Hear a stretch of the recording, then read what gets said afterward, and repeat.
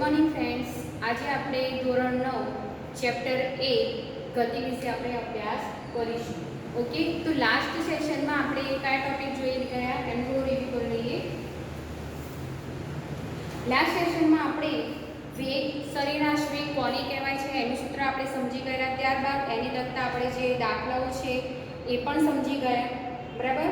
અને પ્રવૃત્તિઓના જે દાખલા છે પેજ નંબર 102 ઉપર એ પણ આપણે સમજી ગયા છે. તો આજે આપણે ઉદાહરણ 8.2 એ આપણે કરવાનું છે, જે આપણે સરેરાશ ઝડપ, સરેરાશ વેગના સૂત્રો આપણે સમજી ગયા છે, એના પરથી આ દાખલાઓ આધારિત છે. તો એની મદદથી આપણે આ કરીશું. તો તમારી ટેક્સ્ટબુક કાઢો, પેજ નંબર 102, એમાં ઉદાહરણ 8.2 પહેલા રકમ જોઈ લો, બરાબર. જ્યારે તમને શું શોધવાનું છે પહેલાં મૂલ્ય લખી દેવાના હંમેશા, તો તમને ખ્યાલ આવશે અને કયું સૂત્ર આપણે ઉપયોગમાં લેવાનું છે એ પણ આપણને ખબર પડશે. તો ઉદાહરણ 8.2 શું કીધું છે કે મુસાફરીના પ્રારંભના સમયે કારના ઓડોમીટરનું અવલોકન 2000 કિલોમીટર છે. ઓડોમીટરનું અવલોકન કેટલું છે ભાઈ? પ્રથમ અવલોકન શું માપે છે ભાઈ? ઓડોમીટર છે એ શું માપે છે કે જ્યારે કોઈ વાહનમાં ઓડોમીટર આપણે સાધન ફિટ કરેલું છે તો એ વાહનને કાપેલું અંતર દર્શાવે છે, બરાબર ને? આપણને ખબર જ છે. તો ઓડોમીટરનું અવલોકન કેટલું છે? પહેલું 2000 કિલોમીટર છે. પ્રારંભના સમય એટલે કે તમે જ્યારે તમારી મુસાફરી સ્ટાર્ટ કરી, કાર જ્યારે સ્થિર હતી, બરાબર, તો કારનું પ્રથમ અવલોકન 2000 કિલોમીટર છે. અને મુસાફરીના અંતમાં બીજું અવલોકન એટલે કે અંતમાં શું દર્શાવે છે? 2400 કિલોમીટર અવલોકન ઓડોમીટરમાં દર્શાવે છે. જો આ મુસાફરી દરમિયાન લાગતો સમય 8 કલાક હોય, સમય આપ્યો છે t એટલે કે 8 કલાક, તો કારની સરેરાશ ઝડપ શોધવાની છે.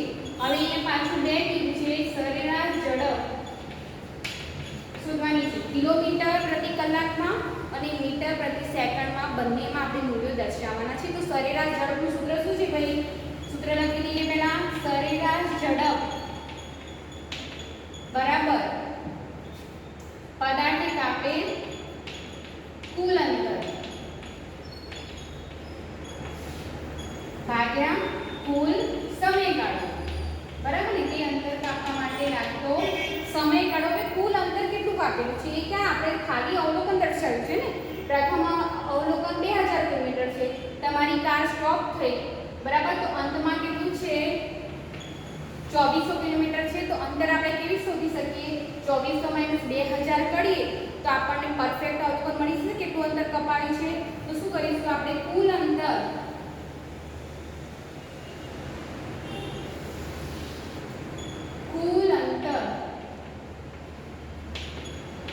બરાબર 2400 - 2000.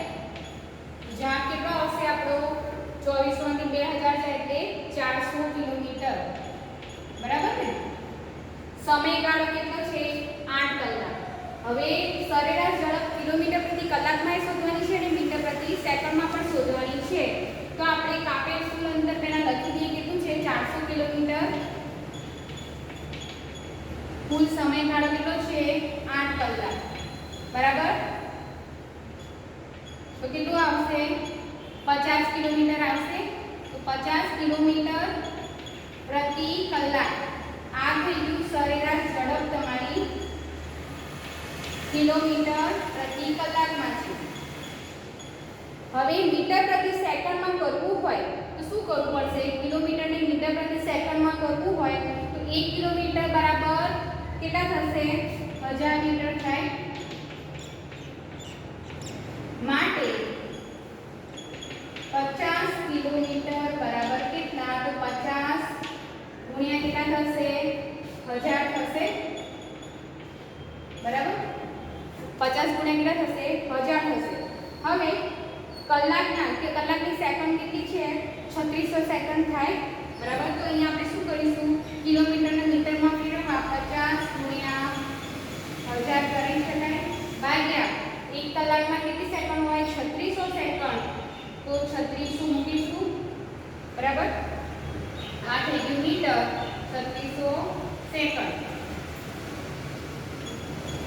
500 ભાગ્યા 36, તો 500 ભાગ્યા 36 કરીશું તો જવાબ કેટલો આવશે? 13.9 મીટર પ્રતિ સેકન્ડ. આ થઈ ગયું તમારું મીટર પ્રતિ સેકન્ડમાં જવાબ. કિલોમીટર પ્રતિ કલાકમાં કેટલી હતી ઝડપ એ આપણે શોધી કાઢી અને સરેરાશ ઝડપ મીટર પ્રતિ સેકન્ડમાં કેટલી છે? 13.9 મીટર પ્રતિ સેકન્ડ છે. બરાબર. તો આવી રીતે આપણે સૂત્ર પહેલા શોધવાનું, પછી મીટર પ્રતિ સેકન્ડમાં ફેરવવાનું હોય તે પ્રમાણે શોધવાનું. કિલોમીટરમાં આપ્યું હોય તો કિલોમીટર પ્રતિ કલાકમાં પણ તમે રાખી શકો છો. ઓકે. હવે અહીંયા જો કે એકમ કિલોમીટરમાં હતા ને અહીંયા કલાકમાં હતા, તો આપણે કિલોમીટર પ્રતિ કલાક કરીએ, પણ અહીંયા જો કિલોમીટર આપ્યા હોય અંતર અને અહીંયા શું કર્યું હોય સેકન્ડમાં આપ્યું હોય, તમારે શું કરવું પડે? કિલોમીટરને મીટરમાં ફેરવવું પડે. બરાબર ને? જો આવી રીતે પૂછ્યું ના હોય કે મીટર પ્રતિ સેકન્ડમાં ફેરવું નહીં, તો અહીંયા એકમ જ્યારે અલગ અલગ હોય તો શું કરવાનું? તમારે હંમેશા મોટા એકમ નાના એકમમાં આપણે ફેરવી દેવાનું. ઓકે. હવે ઉદાહરણ 8.3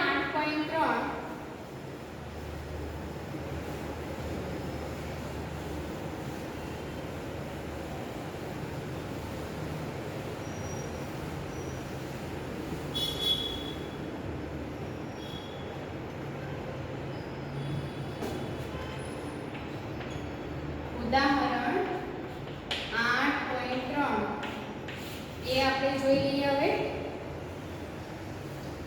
કે ઉષા 90 મીટર લંબાઈના એક સ્વિમિંગ પુલમાં તરે છે.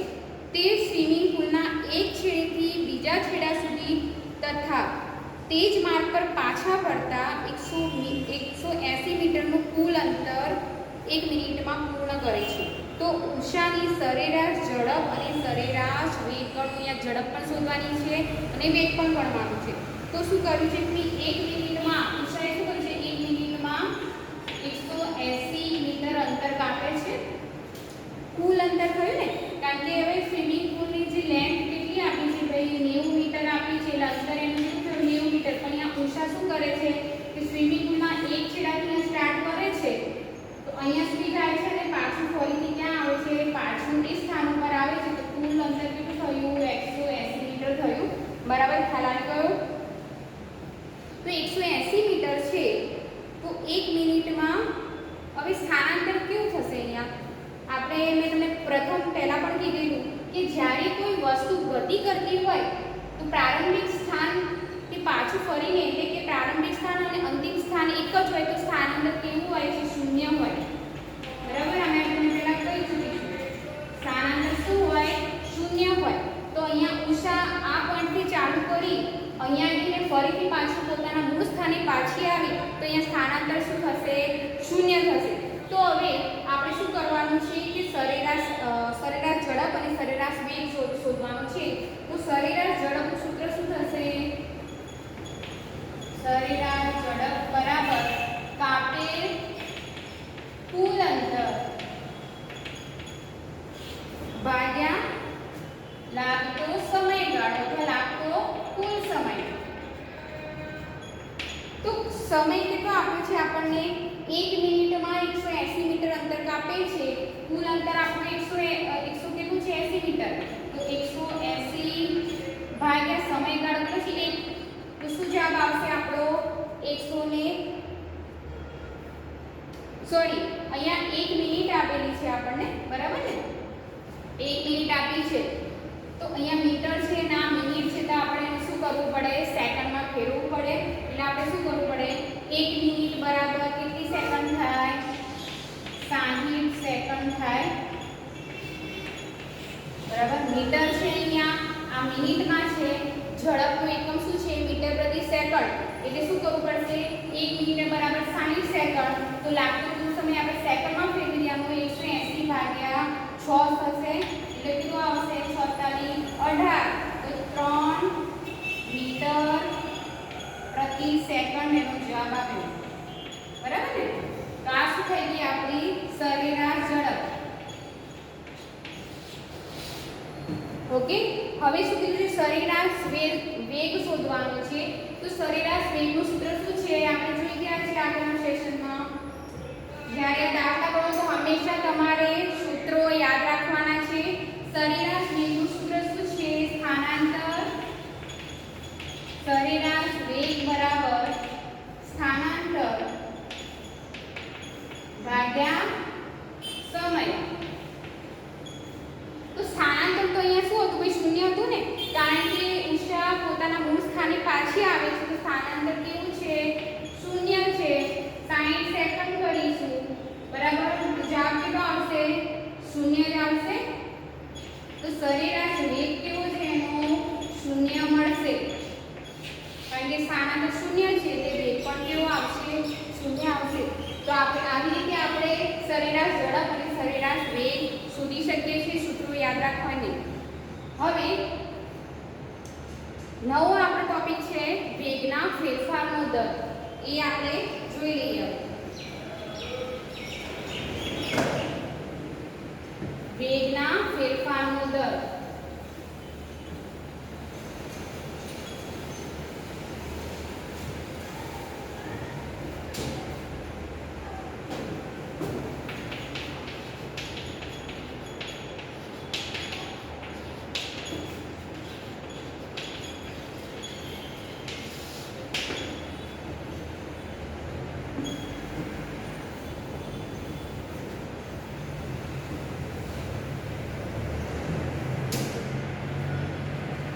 હવે વેગના ફેરફારનો દર શું છે? જ્યારે કોઈ પદાર્થ ગતિ કરે છે, તો ઉદાહરણ તરીકે નિયમિત ગતિ કરતી હોય કોઈ બાઇક છે જે સુરેખ પથ ઉપર નિયમિત ગતિ કરે છે. નિયમિત ગતિ એટલે કે સમયના એક ચોક્કસ સમયગાળામાં એક સરખું અંતર કાપતું હોય. એટલે કે આપણે જોઈ ચૂક્યા છે કે ઉદાહરણ તરીકે 8 મીટર પ્રતિ સેકન્ડ કાપતું હોય અને એનું અંતિમ સ્થાન સુધી પણ 8 મીટર પ્રતિ સેકન્ડ જ અંતર કાપે, તો એ પદાર્થ કેવું કરે છે? નિયમિત ગતિ કરતો હોય છે. ત્યારે આવી પરિસ્થિતિમાં પદાર્થનો વેગ કેવો હોય છે? અચળ રહે છે. અચળ એટલે કે સ્થિર રહે છે, બદલાતો નથી. જે હોય એ જ રહે. શરૂઆતનો એનો વેગ હોય અને એના ડેસ્ટિનેશન સુધી પહોંચે ત્યાં સુધી એનો વેગમાં ફેરફાર થતો નથી. તો અહીં વેગમાં થતો ફેરફારનો દર શૂન્ય હોય છે, બરાબર ને. પરંતુ જ્યારે કોઈ પદાર્થ અનિયમિત ગતિ કરે છે, અનિયમિત ગતિ કરતો હોય ત્યારે એનો વેગના ફેરફાર સતત બદલાતો રહે છે. અને અહીંયા વેગમાં થતો જે ફેરફાર છે જુદા જુદા સ્થાને જુદું જુદું મૂલ્ય આપતું હોય છે અને જુદા જુદા સમય પણ એનો વેગ બદલાય છે. ઉદાહરણ તરીકે અહીંથી આપણે કોઈ બાઇક શાળાથી લઈને 5 કિલોમીટર અંતર કાપવું છે એને. ચલો, તો અહીંયાથી બાઇકનું શાળાથી આપણે સ્ટાર્ટ કરી, તો બાઇકનો વેગ હતો પહેલાં જ્યારે સ્થિર હતી શૂન્ય હશે એનો વેગ. પછી ધીરે ધીરે 1 કિલોમીટર અંતર કાપ્યું ત્યારે એનો વેગ ધારો કે 10 કિલોમીટર પ્રતિ કલાક છે. પછી પાછું બીજા આગળના 3 કિલોમીટરમાં 20 કિલોમીટર પ્રતિ કલાક થાય છે. હવે અહીંયા શું થશે કે બાઇક સીધા રોડ પર સુરેખ પથ પર ગતિ કરશે? ના, અમુક વળાંક આવશે, અમુક દિશા બદલાશે. પછી જ્યારે સ્થાન બદલાશે ત્યારે પણ એનો વેગમાં શું થશે? વધઘટ થતી રહેતી હોય છે, બરાબર. તો આવો જે વેગમાં વધઘટ થતી હોય ત્યારે વેગના ફેરફારનો દરનું મૂલ્ય શોધવા માટે એક ભૌતિક રાશિ વિકસાવવામાં આવી. એ ભૌતિક રાશિનું નામ છે પ્રવેગ. તો પ્રવેગ નામની ભૌતિક રાશિ કેમ વિકસાવવામાં આવી? એનો ઉપયોગ શું છે? તો શું આવે ભાઈ કે જ્યારે પદાર્થ અનિયમિત ગતિ કરતો હોય ત્યારે એનો વેગમાં થતો ફેરફારનો દર છે એ સતત બદલાણ કરતો હોય છે. તેનું મૂલ્ય જાણવા માટે પ્રવેગ નામની ભૌતિક રાશિ વિકસાવવામાં આવી છે. તમને પહેલાં જ્યારે કોઈ ટોપિક સમજવું હોય કેમ શેના માટે લેવામાં આવી છે, શું કારણ હતું, એ તમને ખ્યાલ હોવો જોઈએ, બરાબર. આ ક્વેશ્ચન કદાચ કારણો પૂછાય. પ્રવેગ, હવે કોઈ પણ આપણે જેટલી પણ ભૌતિક રાશિ સમજી ગયા, ઝડપ હોય કે વેગ છે, પછી સરેરાશ ઝડપ કે સરેરાશ વેગ છે, તો દરેક વખતે એનું કંઈ ને કંઈ કારણ હતું. ભાઈ આ પરિસ્થિતિમાં હતું એટલા માટે આ ભૌતિક રાશિ વિકસાવવામાં આવી છે. તેવી જ રીતે પ્રવેગમાં પણ એવું જ છે. તો પ્રવેગ શું છે? તો ગતિમાન પદાર્થે એકમ સમયમાં ગતિમાન જે પદાર્થ છે એના એકમ સમયમાં થતા વેગમાં થતા ફેરફારનો દર એ કોનું મૂલ્ય આપે છે? પ્રવેગનું મૂલ્ય આપે છે. તો આપણે વ્યાખ્યા લખી લઈશું પહેલા. એકમ સમયમાં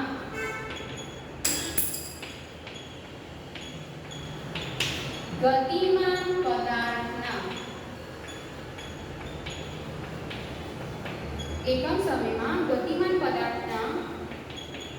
વેગમાં થતા ફેરફારનો દર એ પ્રવેગ કહેવાય છે અથવા કહી શકાય. એક જ સમયમાં ગતિમાન પદાર્થ એટલે ચોક્કસ સમયગાળામાં જ્યારે ગતિમાન પદાર્થનો વેગમાનનો જે ફેરફારનો દર છે એને આપણે પ્રવેગ દ્વારા દર્શાવી શકાય છે. તો પ્રવેગનું સૂત્ર શું છે ભાઈ? પ્રવેગને સંજ્ઞા સ્મોલ a વડે દર્શાવાય છે. સ્મોલ a વડે દર્શાવાય છે. તો પ્રવેગનું સૂત્ર છે v - u/t. અહીંયા વેગમાં થતો ફેરફારનો દર છે એટલે કે અહીંયા u શું છે? પ્રારંભિક વેગ છે આપણો, બરાબર? જ્યારે કોઈ પદાર્થ ગતિ કરે તેનો પ્રારંભિક વેગ હોય ને અલગ હોય, જ્યારે સ્ટાર્ટ કરી બાઇક તેનો વેગ અલગ હશે. તો પ્રારંભિક વેગ અને v શું છે? અંતિમ વેગ. હવે વ્યાખ્યામાં શું કીધું છે? વેગમાં થતો ફેરફાર. ફેરફાર એટલે આપણે માઈનસ કરવું પડે. ફેરફાર એટલે તફાવત દર્શાવે છે. એટલે કે અંતિમ વેગ માઈનસ પ્રારંભિક વેગ ભાગ્યા, હવે એકમ સમયમાં છે એટલે ભાગ્યા સમય આવશે. તો શું થશે? v - u/t એ પ્રવેગનું સૂત્ર છે. આ સૂત્ર પણ આપણે યાદ રાખવાનું છે. સંજ્ઞા a વડે દર્શાવાય છે. એનો SI એકમ શું છે પ્રવેગનો? SI એકમ પ્રવેગનો છે મીટર પ્રતિ સેકન્ડ સ્ક્વેર, અથવા આમ પણ લખી શકાય મીટર પ્રતિ સેકન્ડ સ્ક્વેર. ઓકે, તો પ્રવેગ કોને કહેવાય? એનું સૂત્ર શું છે? SI એકમ શું છે? હવે ઝડપ અને વેગનો એકમ કયો હતો? મીટર પ્રતિ સેકન્ડ હતો. આ યાદ રાખવાનું છે. પ્રવેગનો એકમ કયો છે? મીટર પ્રતિ સેકન્ડ સ્ક્વેર છે. બરાબર? ઘણી વખત ખાલી જગ્યા પૂછાઈ શકે કે પ્રવેગનો એકમ ખાલી જગ્યા છે તો મીટર પ્રતિ સેકન્ડ સ્ક્વેર છે. તો ઘણી વખત વિદ્યાર્થીઓ ભૂલ કરે છે, મીટર પ્રતિ સેકન્ડ લખીને આવતા હોય છે. આપણે યાદ રાખવાનું છે. બરાબર?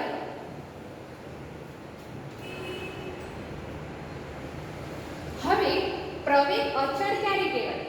અચળ મેં તમને કીધું કે જ્યારે પદાર્થનું અચળ વેગ હોય કે ઝડપ હોય, જે હોય એ સ્થિર રહેતી હોય. કાં તો કોઈ ગતિમાન પદાર્થ ગતિ કરે છે અને એમાં પ્રવેગ એટલે વેગમાં જે થતો ફેરફાર છે એ કેવો રહે? સતત વધતો રહે, કાં તો સતત ઘટતો રહે. તો આવો પદાર્થ કેવો ગતિ કરે છે? અચળ પ્રવેગી ગતિ કરે છે તેમ કહી શકાય.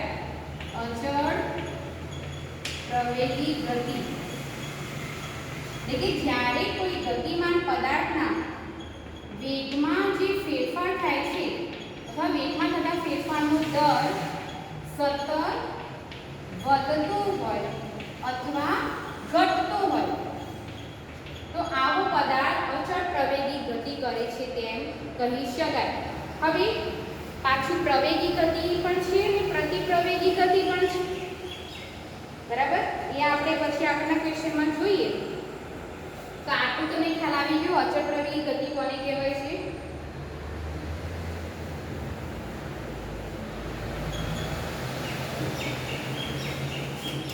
હવે તમારે આ જે સૂત્રમાં છે કે v - u/t છે, તો જ્યારે કોઈ પદાર્થ ગતિ કરે છે તો એનો અંતિમ વેગ એટલે કે v u હોય. v u એટલે કે અંતિમ વેગ પ્રારંભિક વેગ કરતાં વધુ હોય તો પ્રવેગનું મૂલ્ય ધન મળે છે. બરાબર? કેવું મળે છે? પ્રવેગનું મૂલ્ય ધન મળે છે. બીજું કન્ડિશન શું હોઈ શકે ભાઈ? v u. v u એટલે કે જ્યારે અંતિમ વેગ એ પ્રારંભિક વેગ કરતાં ઓછો હોય. v u એટલે કે અંતિમ વેગ પ્રારંભિક વેગ કરતાં ઓછો હોય ત્યારે પ્રવેગનું મૂલ્ય કેવું મળે છે? ઋણ મળે છે. બરાબર? પ્રવેગનું મૂલ્ય ઋણ મળતું હોય છે. તો આપણે આપણા મુદ્દા યાદ રાખવાના છે. જ્યારે તમને પ્રવેગ વ્યાખ્યાયિત કરો તો પ્રવેગની વ્યાખ્યા, પછી એનું સૂત્ર, એનો એકમ કયો છે, અચળ પ્રવેગી ગતિ કોને કહેવાય, અને આ બે મુદ્દા યાદ રાખવાના છે કે v u અને v u ત્યારે પ્રવેગનું મૂલ્ય ધન ક્યારે મળે છે અને પ્રવેગનું મૂલ્ય ઋણ ક્યારે મળે છે એ આપણને ખબર હોય છે. ઓકે?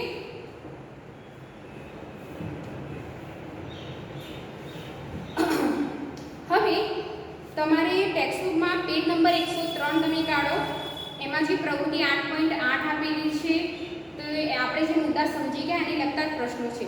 એના પહેલાં આપણે થોડું સમજી લઈએ કે જ્યારે કોઈ વસ્તુનો વેગ, હવે અચળ પ્રવેગી ગતિ ક્યારે કહેવાય કે જ્યારે વસ્તુના જે વેગમાં થતો ફેરફાર સતત વધે કાં તો ઘટે ત્યારે અચળ પ્રવેગી ગતિ કહેવાય છે. પરંતુ અસમાન પ્રવેગી ગતિ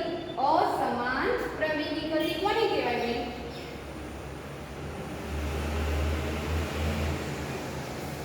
શબ્દ ઉપરથી તમને સમજવાનું છે કે આપણે વ્યાખ્યા ગોખવાની નથી. ભૌતિકશાસ્ત્રમાં દરેક પદમાં દરેક વ્યાખ્યાઓ આવશે, બરાબર.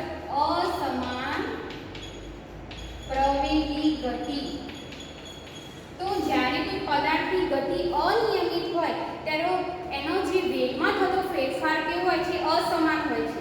ત્યારે આવો પદાર્થ અસમાન પ્રવેગી ગતિ કરે છે તેમ કહી શકાય. હવે પ્રવેગ એટલે તમારા મગજમાં ફિટ થઈ જવું જોઈએ કે વેગમાં થતો ફેરફાર. તો શબ્દ આગળ મૂકું, હું ધારો કે અચળ મૂકું. અચળ એટલે સ્થિર રહે, બરાબર ને?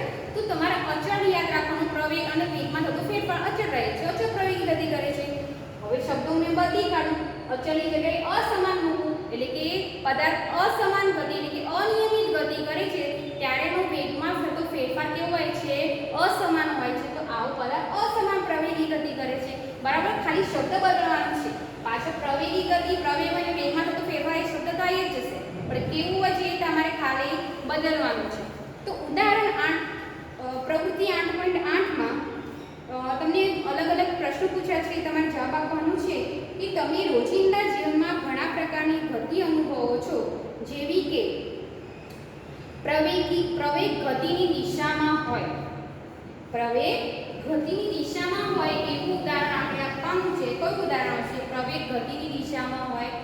જ્યારે આપણે કોઈ વાહનને શું કરીએ, વાહનની શરૂઆત કરીએ અને એને શું થાય, એક્સેલેરેટર આપતા હોઈએ. એક્સેલેરેટર તમે સ્પીડ આપો ને, બાઇક ચલાવો કે ગાડી ચલાવો ત્યારે શું કહેવાય કે તમે સ્પીડ આપતા હોય છે, એની સ્પીડ વધારતા હોય છે એક્સેલેરેટર દ્વારા, ત્યારે એ વાહન કેવું છે? એનો પ્રવેગ કેવો છે? પ્રવેગ ગતિની દિશામાં છે. ગતિ ક્યાં કરે છે ભાઈ? ચલો ઉદાહરણ તરીકે આ કોઈ ગાડી છે, એને તમે એક્સેલેરેટર આપો તો ધારો કે આ બાજુ ઊભી હોય તો એની ગતિની દિશા ક્યાં થશે? તો પ્રવેગની દિશા પણ ક્યાં થશે? આ દિશામાં થશે. તો ઉદાહરણ કયું કહી શકાય? જ્યારે કોઈ વાહનને આપણે એક્સેલેરેટર આપીએ છીએ ત્યારે એની ગતિની દિશા જે હશે એ જ પ્રવેગની દિશા હશે. બીજું શું પૂછ્યું છે? પ્રવેગ ગતિની વિરુદ્ધ દિશામાં હોય.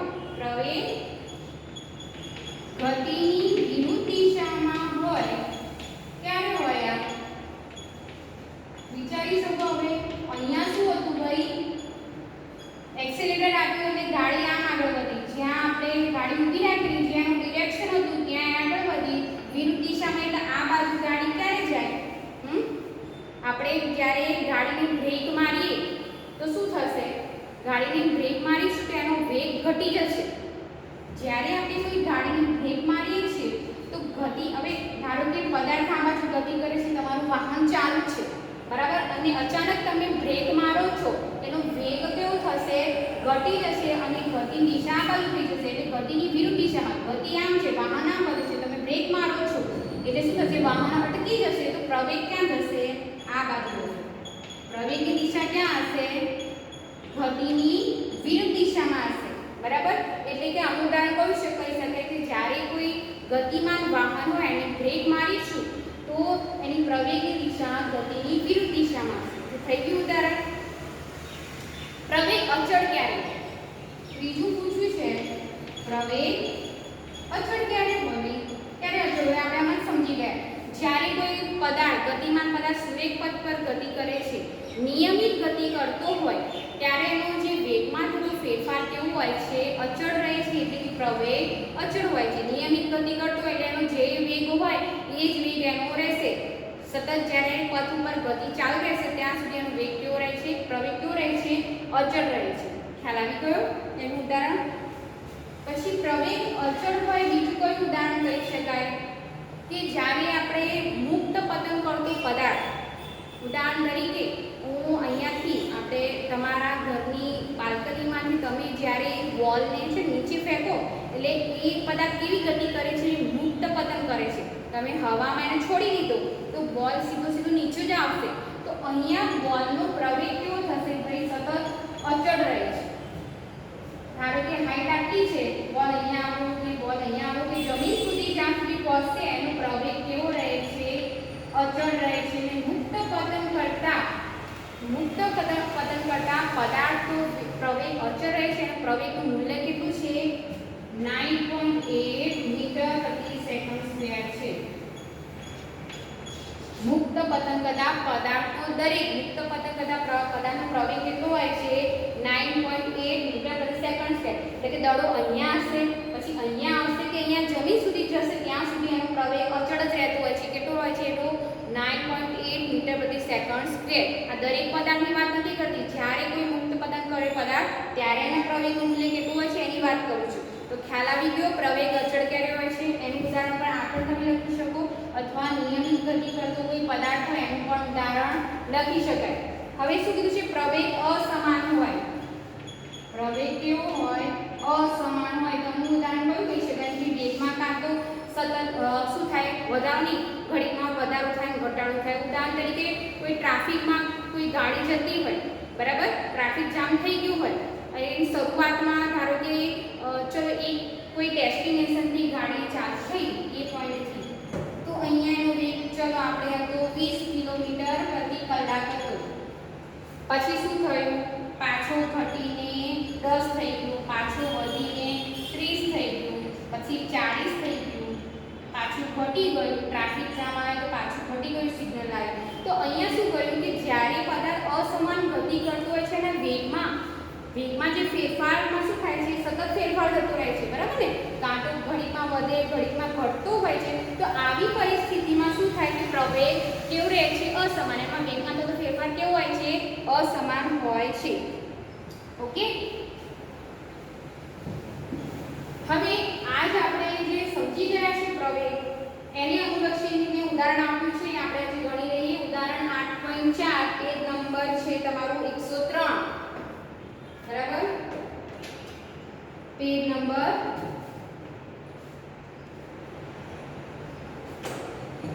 103 ઉપર ઉદાહરણ છે 8.4. ટેક્સ્ટ બુક કાઢો તમારી. હવે શું કીધું છે કે સ્થિર અવસ્થામાંથી રાહુલ પોતાની સાયકલ ચલાવવાનું શરૂ કરે છે. ભાઈ, રાહુલ પોતાની સાયકલ સ્ટાર્ટ કરે છે, પણ પહેલા તો સ્થિર અવસ્થામાં હતો ને, બરાબર? અને 30 સેકન્ડમાં 6 મીટર પ્રતિ સેકન્ડ નો વેગ પ્રાપ્ત કરે છે. તો અહીંયા પ્રથમ કિસ્સા થશે. આ પ્રથમ કિસ્સામાં શું હતું ભાઈ? વેગમાં ફેરફાર થયો ને. હવે કન્ડિશન પહેલા કેવી હતી ભાઈ? એનો પ્રારંભિક વેગ 0 હતો. કેવી રીતે ભાઈ? રાહુલ પોતાની સાયકલ શરૂઆત કરી પણ સ્થિર અવસ્થામાં હતો. પ્રારંભિક વેગ કેવો હોય? u બરાબર 0 હોય. જ્યારે અંતિમ વેગ શું છે? પ્રથમ કિસ્સામાં 6 મીટર પ્રતિ સેકન્ડ છે. હવે તે એવી રીતે બ્રેક મારે છે કે જેથી સાયકલનો વેગ ત્યારબાદ ઘટીને 5 સેકન્ડમાં ઘટીને 4 મીટર પ્રતિ સેકન્ડ થઈ જાય છે. તો આ બંને કિસ્સાઓમાં સાયકલના પ્રવેગની ગણતરી કરો. તો અહીંયા શું કીધું ભાઈ? સાયકલ પહેલા સ્થિર અવસ્થામાં, એટલે એનો પ્રારંભિક વેગ u બરાબર 0 થશે. 30 સેકન્ડમાં સમય આપ્યો છે 30 સેકન્ડ. 30 સેકન્ડમાં 6 મીટર પ્રતિ સેકન્ડનો વેગ પ્રાપ્ત કરે છે. એટલે એનો અંતિમ વેગ પ્રથમ કિસ્સામાં શું થશે? 6 મીટર પ્રતિ સેકન્ડ થાય છે. તો અને પછી પાછું શું કરે છે કે બ્રેક મારે છે અને 5 સેકન્ડમાં ઘટીને 4 મીટર પ્રતિ સેકન્ડ થાય. આ બીજો કિસ્સો થયો. તો પ્રથમ કિસ્સામાં અને બીજા કિસ્સામાં બંનેમાં આપણે પ્રવેગની ગણતરી કરવાની છે. પ્રવેગનું સૂત્ર શું છે? a બરાબર v - u upon t, બરાબર? તો અહીંયા શું થશે? v કેટલું છે આપણું? 6 છે.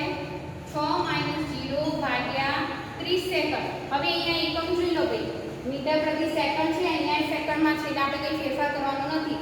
એઝ રીતે લખવાનું છે. જ્યારે કદાચ અહીંયા કલાક આપ્યું હોય અને સેકન્ડ આપ્યું હોય તો કલાકને આપણે સેકન્ડમાં ફેરવવું પડે, પરંતુ અહીંયા એવું છે નહીં. બસ સેકન્ડ છે ને અહીંયા પણ મીટર પ્રતિ સેકન્ડ છે.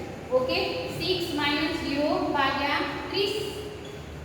6 6/30 તો જવાબ શું આવશે આપણો 0.2 મીટર પ્રતિ સેકન્ડ સ્ક્વેર જવાબ આવશે પ્રથમ કિસ્સામાં a બરાબર કેટલું થયું આપણું 0.2 મીટર પ્રતિ સેકન્ડ સ્ક્વેર થયું.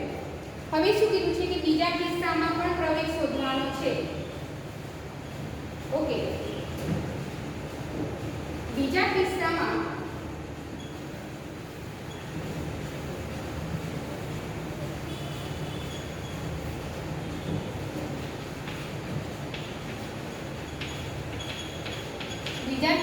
શું છે ભાઈ કે 5 સેકન્ડમાં ઘટીને કેટલો થાય છે 4 મીટર પ્રતિ સેકન્ડ. સમય કેટલો આપ્યો છે 5 સેકન્ડ આપ્યો છે બરાબર. ઘટીને 4 મીટર પ્રતિ સેકન્ડ થઈ જાય છે. તો અહીંયા v કેટલો થયો આપણો 4 મીટર પ્રતિ સેકન્ડ. તો આનો પ્રારંભિક વેગ કેટલો હતો ભાઈ બોલો? પ્રારંભિક વેગ અહીંયા શૂન્ય આવશે ના, સાયકલ તો ચાલુ જ હતી બરાબર. તો એનું સાયકલને જ્યારે બ્રેક મારી ત્યારે એનો વેગ કેટલો હતો ભાઈ 6 મીટર પ્રતિ સેકન્ડ હતો. અહીંયા u બરાબર 6 મીટર પ્રતિ સેકન્ડ આવશે. શું કર્યું ભાઈ? સાયકલ સ્ટાર્ટ કરી, u બરાબર એટલે 0 હતો અને v કેટલું હતું 6 મીટર પ્રતિ સેકન્ડ હતું. હવે 6 મીટર પ્રતિ સેકન્ડની સાયકલ ગતિ કરે જ છે ને અચાનક બ્રેક મારી 5 સેકન્ડમાં ઘટીને વેગ કેટલો થયો 4 મીટર પ્રતિ સેકન્ડ થઈ ગયો. તો અહીંયા v અંતિમ વેગ કેટલો આવશે 4 મીટર પ્રતિ સેકન્ડ. તો બીજા કિસ્સામાં પ્રવેગ શોધવાનું છે. તો a બરાબર b - u/t. તો શું આવશે 4 - 5 અને સેકન્ડ કેટલા છે સોરી u બરાબર 6 છે. તો t સમય કેટલો આપ્યો છે 5 તો -1/5. તો અહીંયા શું આવશે જવાબ આપણો -4 મીટર પ્રતિ સેકન્ડ સ્ક્વેર જવાબ આવશે. ના 4 - 6 -2/5 એટલે જવાબ કેટલો આવશે -4 મીટર પ્રતિ સેકન્ડ સ્ક્વેર જવાબ આવશે. ખ્યાલ આવી ગયો? તો અહીંયા ઋણ મૂલ્ય કેમ આવ્યું ભાઈ? આપણે મેં તમને ઉદાહરણ કીધેલું ને કે પ્રવેગ ગતિની વિરુદ્ધ દિશામાં ક્યારે હોય કે જ્યારે વાહન ગતિ કરતું હોય એને રોકી દઈએ અથવા બ્રેક મારીએ તો એનો પ્રવેગ આપણે આ ગાડીમાં જોયું ને પ્રવેગ કઈ ગતિની વિરુદ્ધ દિશામાં હતો. તો અહીંયા બ્રેક મારીએ તો એનો વેગ ઘટી ગયો તો પ્રવેગ કયો આવશે ઋણ મૂલ્યમાં આવશે. તો અહીંયા a બરાબર 0.4 -4 મીટર પ્રતિ સેકન્ડ સ્ક્વેર એનો જવાબ આવશે. ખ્યાલ આવી ગયો? તો આ બંને ઉદાહરણો છે. એક તો ઉદાહરણ 8.4 આ ઉપરાંત ઉદાહરણ 8.2 8.3 એ તમારે શું કરવાનું છે હોમવર્કમાં લખવાનું છે. લખી કાઢો ફરીથી. ઉદાહરણ તમારે કયું કરવાનું છે 8.2 8.3 અને 8.4 બરાબર. આ ત્રણેય ઉદાહરણો તમારે નોટબુકમાં લખવાના છે. મેં સમજાવી દીધા છે પણ તમારે હવે રિવિઝન કરી નોટબુકમાં લખવાનું છે જેથી કરીને તમને મહાવરો થતો રહે. તો આજના સેશન માટે આટલું જ. ફરી આપણે નેક્સ્ટ સેશનમાં મળીએ. બાય. Thank you.